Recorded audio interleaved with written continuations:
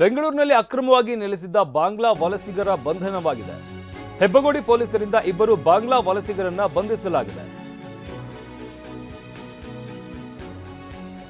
35 ವರ್ಷದ ಜಹೀದುಲ್ ಇಸ್ಲಾಂ, 32 ವರ್ಷದ ಫಿರ್ದೋಸ್ ಇಬ್ರು ಕೂಡ ಬಂಧಿತರು. 2 ವರ್ಷದ ಹಿಂದೆ ಅಕ್ರಮವಾಗಿ ಭಾರತಕ್ಕೆ ಇವರು ಪ್ರವೇಶ ಮಾಡಿರ್ತಾರೆ. ಹುಲಿಮಂಗಲದ ಪೋಡು ಬಳಿ ಗುಜರಿ ಶೆಡ್ನಲ್ಲಿ ಕೆಲಸ ಮಾಡ್ತಾ ಇದ್ದಂತ ಇಬ್ರು ಪ್ರಶ್ನಿಸಿದಾಗ ಪಶ್ಚಿಮ ಬಂಗಾಳ, ಕೋಲ್ಕತ್ತಾ ಅಂತ ಸುಳ್ಳು ಹೇಳ್ತಾ ಇದ್ರು. ಖಚಿತ ಮಾಹಿತಿ ಮೇರೆಗೆ ಹೆಬ್ಬಗೋಡಿ ಪೊಲೀಸರು ದಾಳಿ ನಡೆಸ್ತಾರೆ. ನಕಲಿ ಪಾಸ್ಪೋರ್ಟ್, ಆಧಾರ್ ಕಾರ್ಡ್ ಸೇರಿದಂತೆ ಹಲವು ನಕಲಿ ದಾಖಲೆ ಪ್ರಮಾಣ ಪತ್ರಗಳನ್ನು ವಶಕ್ಕೆ ಪಡೆಯಲಾಗಿದೆ.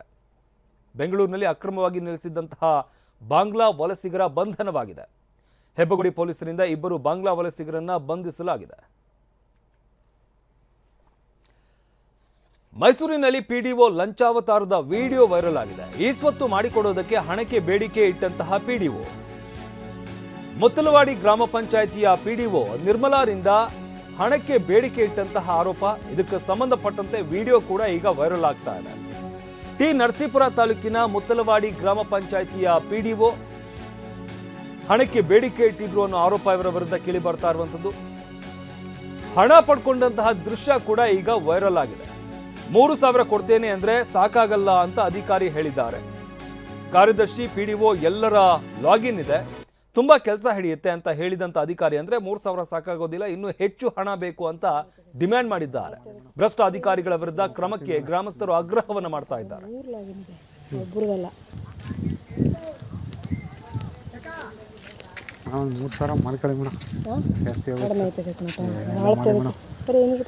ಕೊಡ್ತೀನಿ ನಾಳೆ ಇಲ್ಲ ಕಣಪ್ಪ, ಅದು 3 ಲಾಗಿನ್ ಇದೆ ಒಬ್ಬರದಲ್ಲ.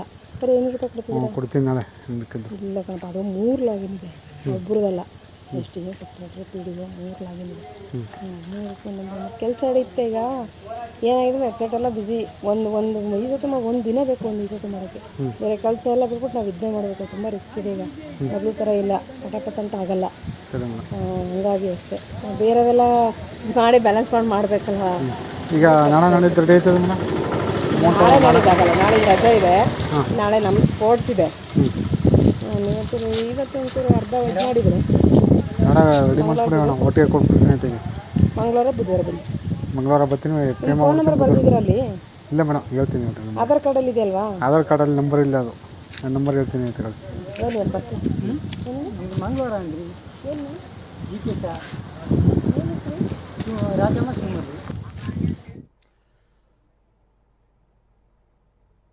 ಜಮೀನು ವಿವಾದಕ್ಕೆ ಸಂಬಂಧಪಟ್ಟಂತೆ ಅಧಿಕಾರಿ ಫೋನಲ್ಲಿ ಆವಾಜ್ ಹಾಕಿದ್ದಾರೆ. ಅಧಿಕಾರಿಯ ಸೋಗಲ್ಲಿ ಬಂದು ಆವಾಜ್ ಹಾಕಿದ ಲೇಡಿ. ಬೆಂಗಳೂರು ದಕ್ಷಿಣ ಜಿಲ್ಲೆ ಚನ್ನಪಟ್ಟಣದ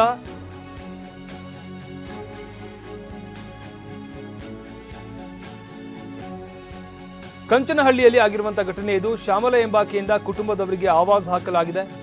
ಚನ್ನಪಟ್ಟಣದಲ್ಲಿ ಹೂವಿನ ವ್ಯಾಪಾರ ಮಾಡುವ ಶ್ಯಾಮಲ ಮರ ಕಡಿಯುವ ವಿಚಾರವಾಗಿ 2 ಕುಟುಂಬಗಳ ವಿವಾದ ಆಗಿರುತ್ತೆ. ಬಸವೇಗೌಡ ಹಾಗೆ ಶ್ರೀಕಂಠಯ್ಯ ಕುಟುಂಬದ ನಡುವೆ ಗಲಾಟೆ ಆಗಿರುತ್ತೆ. ಸಂದರ್ಭದಲ್ಲಿ ಬಂದಂತ ಮಹಿಳೆ ಆವಾಜ್ ಹಾಕಿದ್ದಾರೆ.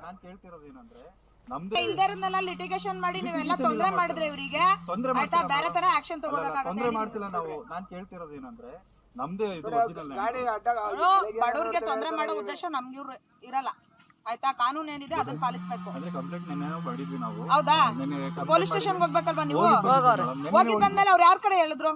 ಅವ್ರು ಏನಿದೆ ಡಾಕ್ಯುಮೆಂಟ್ಸ್ ಕೊಟ್ಮೇಲೆ ಅವ್ರು ಡಾಕ್ಯುಮೆಂಟ್ಸ್ ಪ್ರಕಾರನೇ ಮಾಡಿರ್ತಾರಲ್ವಾ?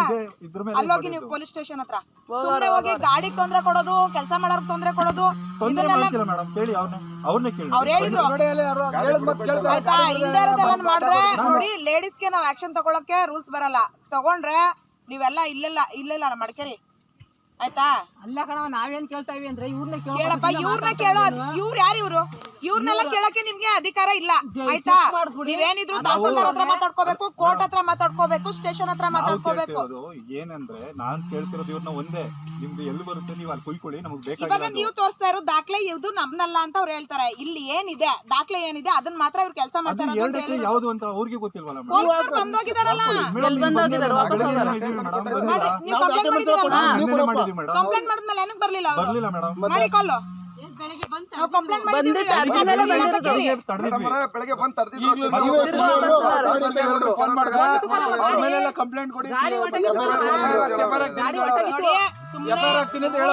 ಇಲ್ದೇರನ್ನೆಲ್ಲ ಲಿಟಿಗೇಷನ್ ಮಾಡಿ ನೀವೆಲ್ಲ ತೊಂದ್ರೆ ಮಾಡಿದ್ರೆ ಇವರಿಗೆ ತೊಂದ್ರೆ ಆಯ್ತಾ ಬೇರೆ ತರ ಆಕ್ಷನ್ ತೊಂದ್ರೆ ತಗೋಬೇಕಾಗುತ್ತೆ. ಮಾಡ್ತಿಲ್ಲ ನಾವು. ನಾನ್ ಕೇಳ್ತಿರೋದು ಏನಂದ್ರೆ ನಮ್ದೇ ಇದು original ಬಡವ್ರಿಗೆ ತೊಂದ್ರೆ ಮಾಡೋ ಉದ್ದೇಶ ನಮ್ಗೆ ಇರಲ್ಲ ಆಯ್ತಾ. ಕಾನೂನು ಏನಿದೆ ಅದನ್ನ ಪಾಲಿಸ್ಬೇಕು. ಅಂದ್ರೆ ಕಂಪ್ಲೇಂಟ್ ನೆನ್ನೆ ಮಾಡಿದ್ವಿ ನಾವು. ಹೌದಾ? ನೆನ್ನೆ